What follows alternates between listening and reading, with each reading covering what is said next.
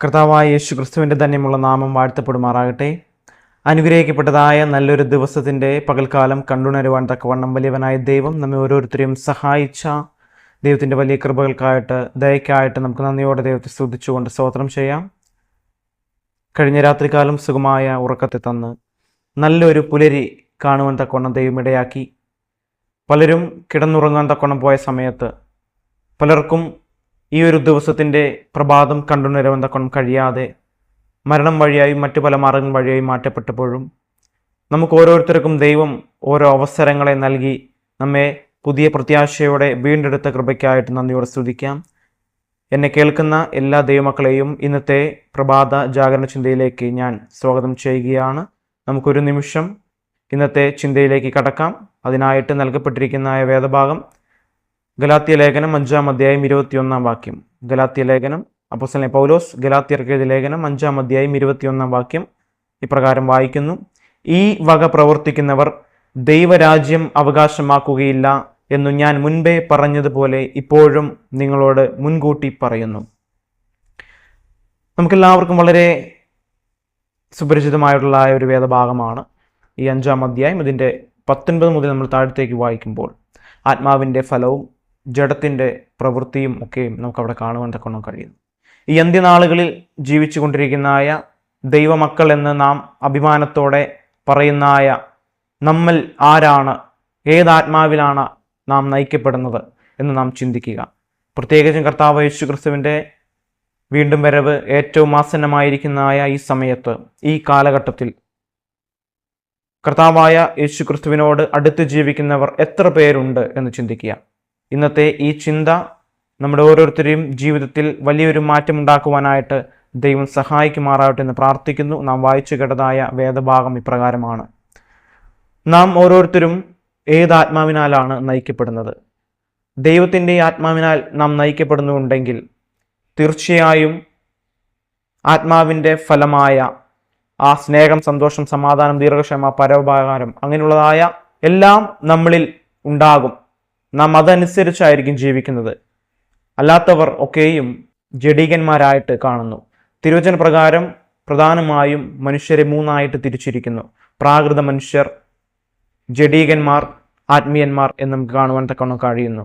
കാണൽ മാൻ, അതുപോലെ സ്പിരിച്വൽ മാൻ, അതുപോലെ നാച്ചുറൽ മാൻ ആയിട്ട് നമുക്ക് കാണുവാൻ തക്കവണ്ണം കഴിയുന്നു. ഈ 3 പേരിലും ഓരോരുത്തരിലും വളരെ വ്യത്യസ്തമായിട്ടാണ് തിരുവചനം രേഖപ്പെടുത്തിയിരിക്കുന്നത്. നമ്മൾ വായിക്കുമ്പോൾ കൊരിന്ത്യ ലേഖനമൊക്കെയും നമ്മൾ വായിക്കുമ്പോൾ, റോമർക്ക് ലേഖനം നമ്മൾ വായിക്കുമ്പോഴൊക്കെയും ഇവരെക്കുറിച്ച് വളരെ വ്യക്തമായിട്ടും തിരുവചനം രേഖപ്പെടുത്തിയിട്ടുണ്ട്. 1 കൊരിന്ത്യർക്ക് ലേഖനം 2-ാം അധ്യായം 14-ാം വാക്യത്തിൽ വായിക്കുന്നത്: എന്നാൽ പ്രാകൃത മനുഷ്യൻ ദൈവാത്മാവിൻ്റെ ഉപദേശം കൈക്കൊള്ളുന്നില്ല, അത് അവന് ഭോഷത്വം ആകുന്നു.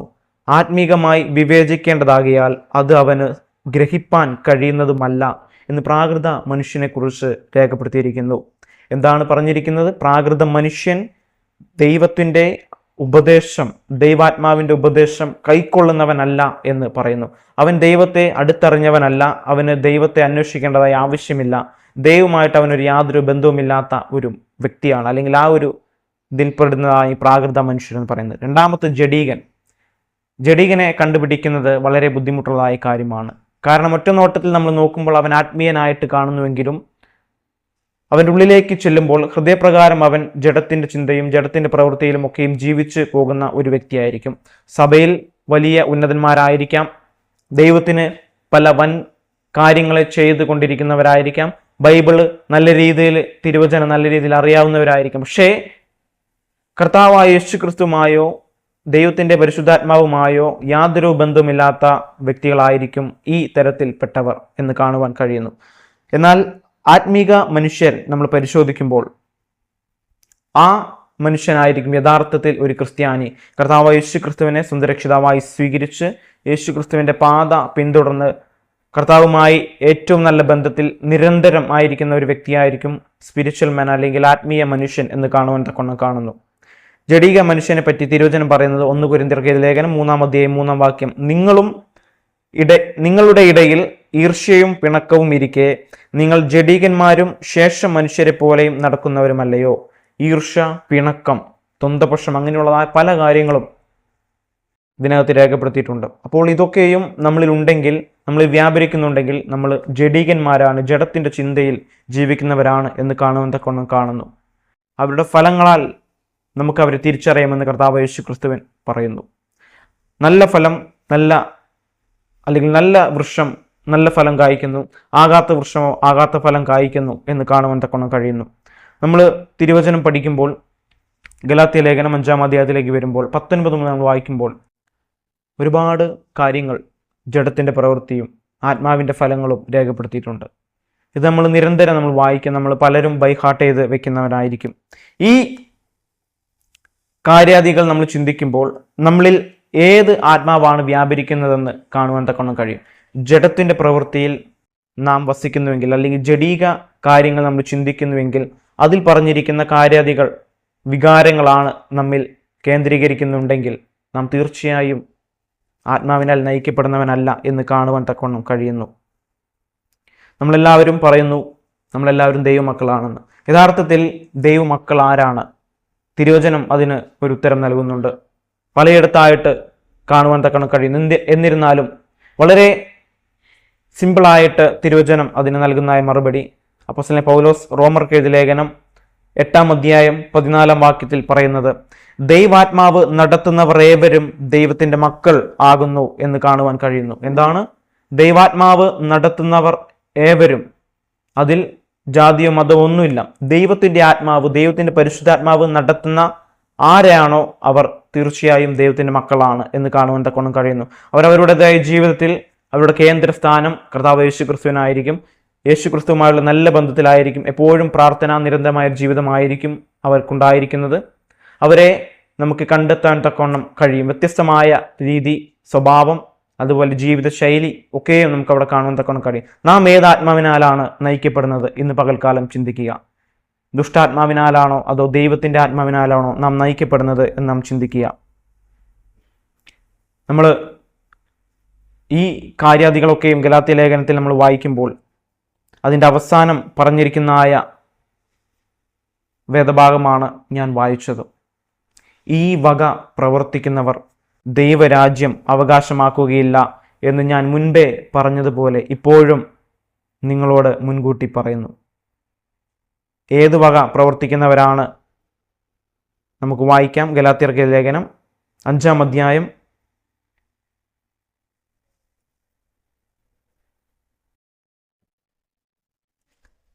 19 മുതൽ 21 വരെയുള്ളതായ വേദഭാഗങ്ങൾ നമുക്ക് വായിക്കാം. ഗലാത്യർക്ക് ലേഖനം 5-ാം അധ്യായം 19, 20, 21. അതുകൊണ്ട് വായിച്ച് നമുക്ക് ചിന്തിച്ച് അവസാനിപ്പിക്കാം.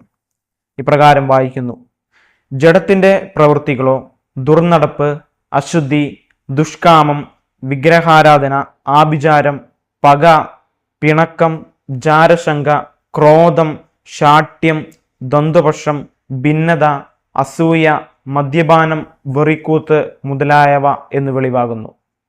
15ഓളം കൂട്ടം മലയാളത്തിലുണ്ട്. ഇംഗ്ലീഷിൽ വരുമ്പോൾ 17ഓളം കൂട്ടം കാണുന്നു. അഡൾട്ടറി, ഫോർണിക്കേഷൻ എന്ന് പറഞ്ഞ് നമ്മൾ തുടങ്ങുന്നു. അപ്പോൾ ഇത്രയും കാര്യാദികൾ നമ്മുടെ ജീവിതത്തിൽ ഉണ്ടോ എന്ന് നമ്മൾ ചിന്തിക്കുക. ദ്വന്ദ്വപക്ഷം, ഭിന്നത, അസൂയ, മദ്യപാനം, വെറിക്കൂത്ത്, അതുപോലെ ആഭിചാരം, പക, പിണക്കം, ജാരശങ്ക, ക്രോധം, ശാഠ്യം, അശുദ്ധി, ദുഷ്കാമം, ദുർനടപ്പ് എന്നൊക്കെയും വിഗ്രഹാരാധന, ഇതൊക്കെ നമ്മുടെ ജീവിതത്തിൽ ഉണ്ടോ എന്ന് നമ്മൾ ചിന്തിക്കുക. ഉണ്ടെങ്കിൽ നാം ആത്മാവിനനുസരിച്ച് നടക്കുന്നവരല്ല, ജഡത്തിൻ്റെ പ്രവൃത്തിയിൽ ജഡീക ചിന്തയിൽ ജീവിച്ചിരിക്കുന്നവരാണ്. നമ്മൾ പൂർണ്ണമായും നമുക്കൊരു മാനസാന്തരം ആവശ്യമാണ്. കർത്താവിൻ്റെ വരവ് ഏറ്റവും ആസന്നമായിരിക്കുന്ന സമയത്ത് നമ്മൾ നമ്മെ തന്നെ പുതുതാക്കുവാൻ, രൂപാന്തരപ്പെടുത്തുവാൻ, ക്രിസ്തുവിൽ രൂപാന്തരപ്പെടുത്തുവാനായിട്ട് ഒരുങ്ങുക. അങ്ങനെ ഇതൊക്കെയും വായിച്ച് അവസാനം പറയുന്നു, ഈ വക പ്രവർത്തിക്കുന്നവർ ദൈവരാജ്യം അവകാശമാക്കുകയില്ല എന്ന് പറഞ്ഞിരിക്കുന്നു. ഈ വക പ്രവർത്തിക്കുന്നവർ, ഈ 15ഓളം കൂട്ടം പ്രവർത്തിക്കുന്നവർ ദൈവരാജ്യം അവകാശമാക്കുകയില്ല എന്ന് കർത്താവിൻ്റെ തിരുവചനം നമ്മോട് അറിയിക്കുന്നു. എന്നെ കേൾക്കുന്ന പ്രിയ ദൈവമക്കളെ, നാം ഓരോരുത്തരും ചിന്തിക്കുക, നമ്മെ നയിക്കുന്നത് അല്ലെങ്കിൽ നാം ഏത് ആത്മാവിനാലാണ് നടത്തപ്പെടുന്നത്? ദൈവത്തിൻ്റെ ആത്മാവ് നടക്കുന്നവൻ അല്ലെങ്കിൽ നടത്തപ്പെടുന്നവൻ തീർച്ചയായും ദൈവത്തിൻ്റെ മക്കളാണ് എന്ന് കാണുവാൻ കഴിയുന്നു. അങ്ങനെ നാം വീണ്ടും അതിൻ്റെ താഴത്തേക്ക് വായിക്കുമ്പോൾ 25-ാമത്തെ വാക്യം, ഗലാത്യ ലേഖനം 5-ാം അധ്യായം 25. ആത്മാവിനാൽ നാം ജീവിക്കുന്നു എങ്കിൽ ആത്മാവിനെ അനുസരിച്ച് നടക്കുകയും ചെയ്യുക. അപ്പോൾ നാം ആത്മാവിനെ അനുസരിച്ച് നടക്കുവാനായിട്ട് സർവ്വകൃപാലുവായി ദൈവം നമ്മെ ഓരോരുത്തരെയും സഹായിക്കുമാറാട്ടെ എന്ന് പ്രാർത്ഥിച്ചുകൊണ്ട് ഇന്നത്തെ ചെറിയ ചിന്തയിൽ നിന്ന് ഞാൻ വിരമിക്കുന്നു. ദൈവം നമ്മെ എല്ലാവരും അനുഗ്രഹിക്കുമാറാട്ടെ. നമുക്കൊരു നിമിഷം കണ്ണുകളടച്ച് പ്രാർത്ഥിക്കാം. ഞങ്ങളെ സ്നേഹിക്കുന്ന നല്ല ദൈവമേ, സ്വർഗ്ഗസ്ഥ പിതാവേ, നല്ല സമയത്തിനായി സ്തോത്രം. അടിയങ്ങളെ കേൾപ്പിച്ച നല്ല വചനത്തിനായി സ്തോത്രം. കർത്താവേ, അങ്ങയുടെ വരവ് ഏറ്റവും ആസന്നമായിരിക്കുന്ന സമയത്ത് അടിയങ്ങളെ പുതുതാക്കുവാൻ തക്കവണ്ണം സഹായിക്കണം. അങ്ങയിൽ കർത്താവെ ശക്തിപ്പെടുവാനും അങ്ങയിൽ പൂർണ്ണമായും ആശ്രയം വയ്ക്കുവാനും നല്ലൊരു സമർപ്പണമുള്ള ഒരു ജീവിതം നയിപ്പാൻ തക്കവണ്ണം അടിയങ്ങളെ സഹായിക്കാൻ പ്രാർത്ഥിക്കുന്നു. കേൾവിക്കാരായിരിക്കുന്ന ഓരോ ദൈവമക്കളെയും താഴ്ത്തി സമർപ്പിക്കുന്നു. കർത്താവെ, ജഡത്തിൻ്റെ പ്രവൃത്തിയിൽ നിന്നൊക്കെയും വിജയിച്ച് അതിൽ നിന്നൊക്കെയും ഒരു മാറ്റം ആവശ്യമാണ്. അതൊക്കെയും മാറി കർത്താവെ ആത്മാവിൻ്റെ ഫലങ്ങളാൽ നിറയപ്പെട്ട് അങ്ങയിൽ ആശ്രയം ജീവിക്കുന്ന ഒരു കൂട്ടം ജനതയായി തീരുവാൻ തക്കണം സഹായിക്കണം. അങ്ങനെ ആ സ്വർഗ്ഗരാജ്യത്തിന് അവകാശികളായി തീരുവാൻ തക്കണം അടിയങ്ങൾ ഓരോരുത്തരും സഹായിക്കണമെന്ന് പ്രാർത്ഥിച്ചുകൊണ്ട് അടിയങ്ങൾക്കായി ജീവൻ വെച്ച് യേശു ക്രിസ്തുവിൻ്റെ നാമത്തിൽ ചോദിക്കുന്നു. കൃപയോടെ കേട്ടുത്തരം അരുളണമേ സ്വർഗ്ഗസ്ഥനായ പിതാവേ, ആമേൻ. ദൈവം നിങ്ങളെല്ലാവരും അനുഗ്രഹിക്കുമാറാവട്ടെ. നല്ലൊരു ദിവസത്തിൻ്റെ ആശംസ ഞാൻ നേർന്നുകൊള്ളുന്നു. Have a nice day. Amen. God bless you all.